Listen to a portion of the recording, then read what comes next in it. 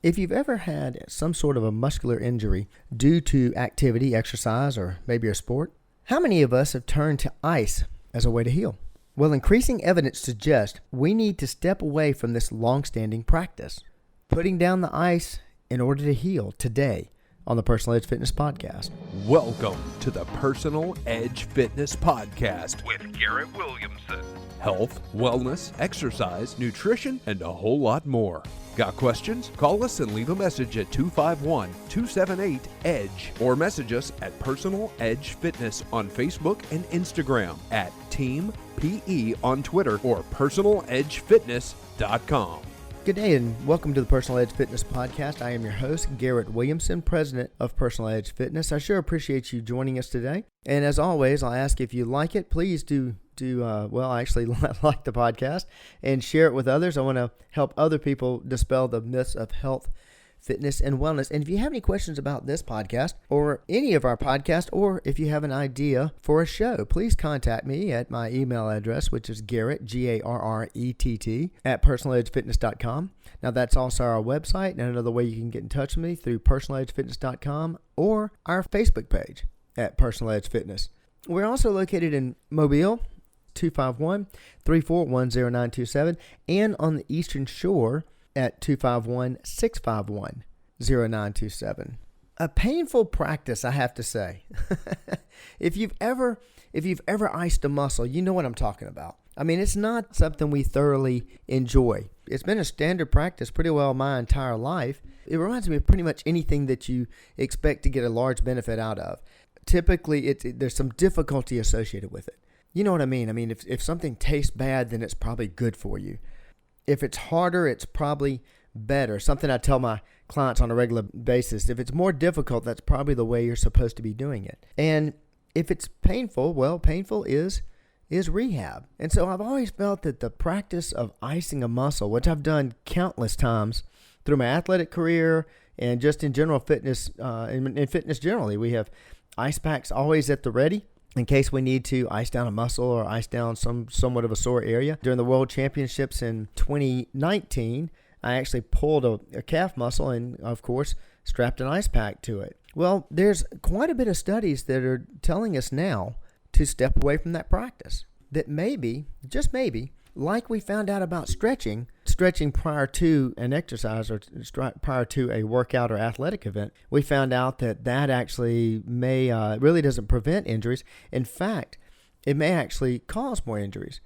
Well, now we're finding out that icing, the ice packs, the ice baths, may actually, not only do they not help, but possibly retard the healing process.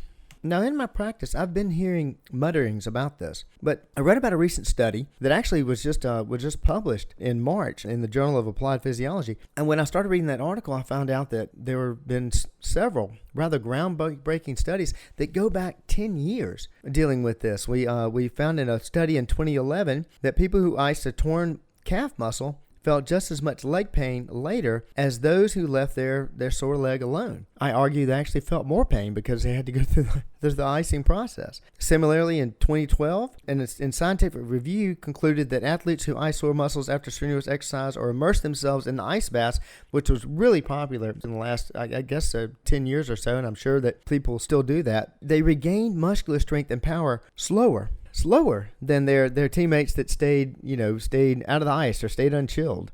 Well, this newest study was pretty fascinating. Now, they actually used mice in this study, but a mouse's muscles contract and react the same way a human's muscles do. And so what these researchers did, this took place at Kobe University in Japan, and there were some other universities involved with it also. They took 40 mice, and they basically had them exercise through electrical stimulation. They were able to stimulate the muscle and basically create what you would think was an incredibly difficult leg day. And they took them to exhaustion. And as I've told you before, the way a muscle grows, and actually what we're doing in the gym, is we're actually breaking down muscle tissue. I said this in the podcast that I did talking about how muscle grows. I spoke to you about the fact that personal trainers, physical therapists, occupational therapists, anybody that uses some sort of exercise to retrain a body or strengthen a body, all of us were just breaking down muscle tissue.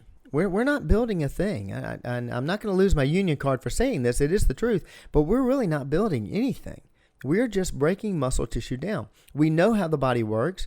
And the body, as I've said on many, many occasions, is the most intelligent machine you will ever encounter. This incredible machine knows how to fix itself. And when something's damaged, it goes to repair it. Now, we learned that a long time ago.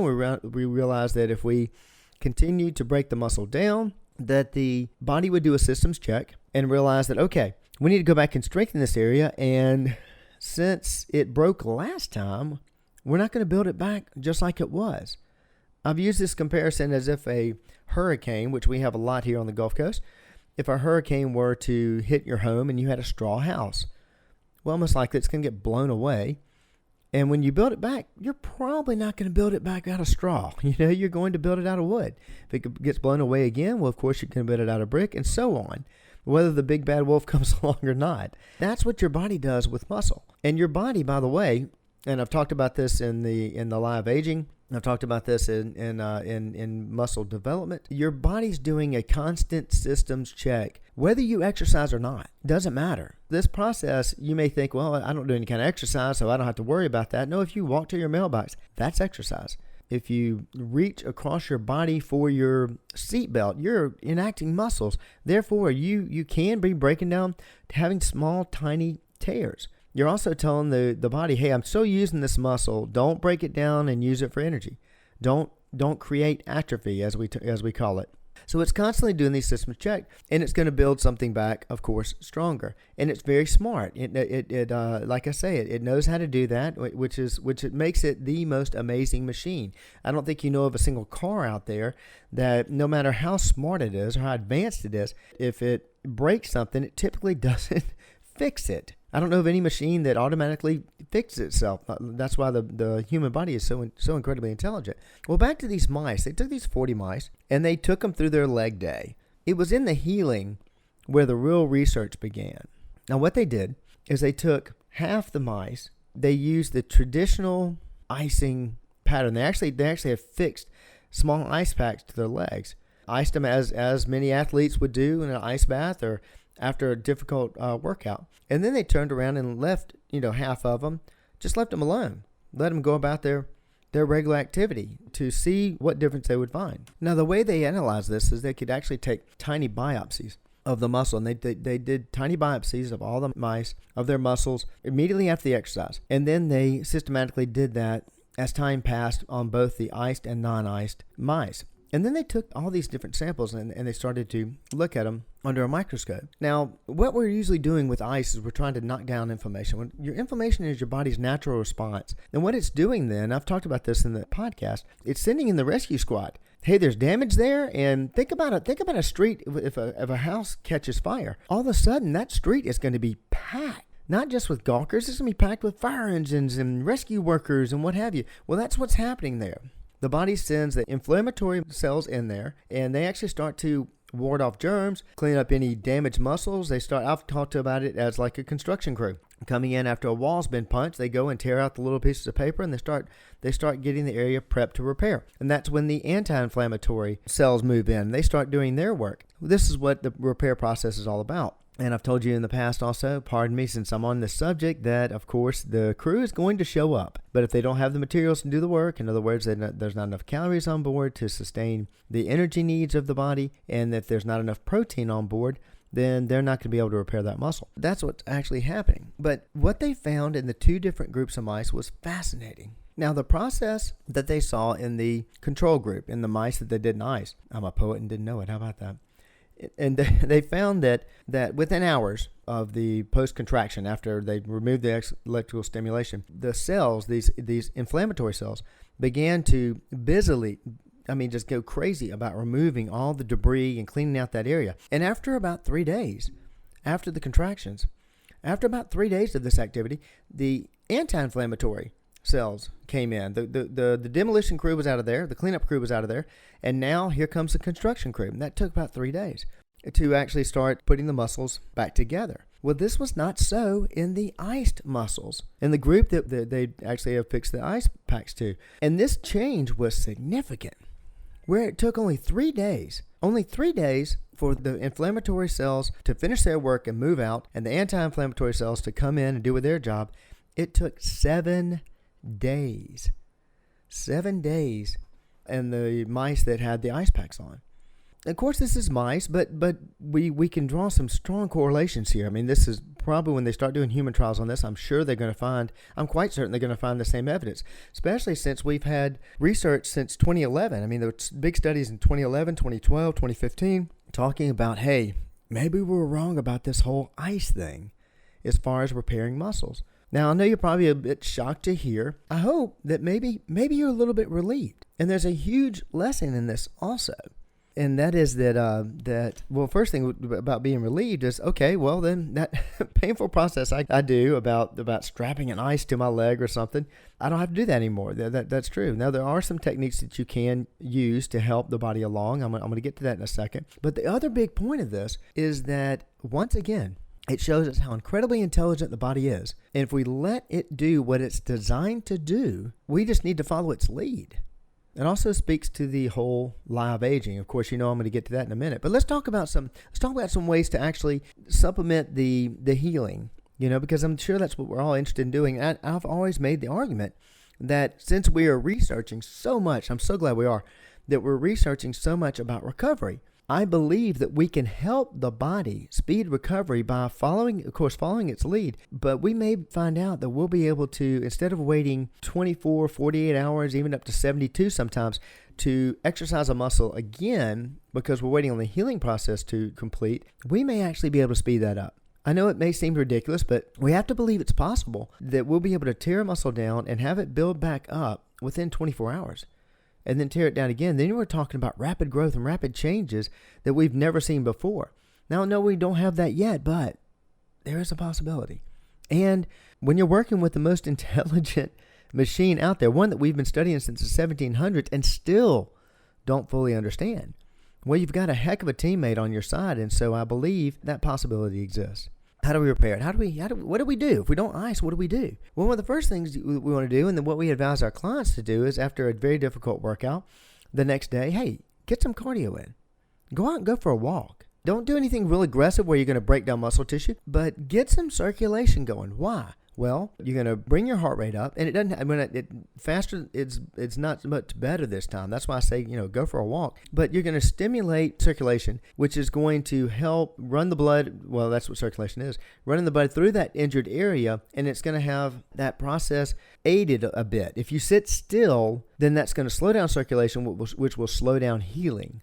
Since everything travels through the blood, the inflammatory cells travel through the blood, the anti-inflammatories travel through the blood, you're actually going to aid it a bit by opening up those vessels and basically clearing the highway out. Much like an ambulance, when it turns its light on, everybody clears out of the way. Well, you're doing that by opening up that cell and providing space and providing more blood flow. So definitely going for a walk or something would absolutely help it. Something else, of course, is making sure that you're taking in the right amount of calories, you're taking in enough calories. I'm saying that, and you're probably expecting me to say protein, but I'm going to say calories because remember, your body is going to use every bit of food for energy if it doesn't have enough calories. And then, of course, making sure you have plenty of protein on board because it's going to build back. The construction crew show up, they want to make sure they have the tools. Therefore, you've got to make sure you've got protein on board. And, of course, my favorite answer for everything, because it is the answer for almost every one of these questions when it deals with health, fitness, and wellness. Of course, water. If you're dehydrated, that's really going to mess up your circulation. Not only that, it's going to mess up the repair. It's going to slow everything down. So make sure you have plenty of water on board. Gosh, I thought he was going to get through a podcast and not mention water. No, I'm never going to do that because 70% of adults are walking around dehydrated. It's like driving your car with a low amount of oil for 20 years and then wondering why it's damaged.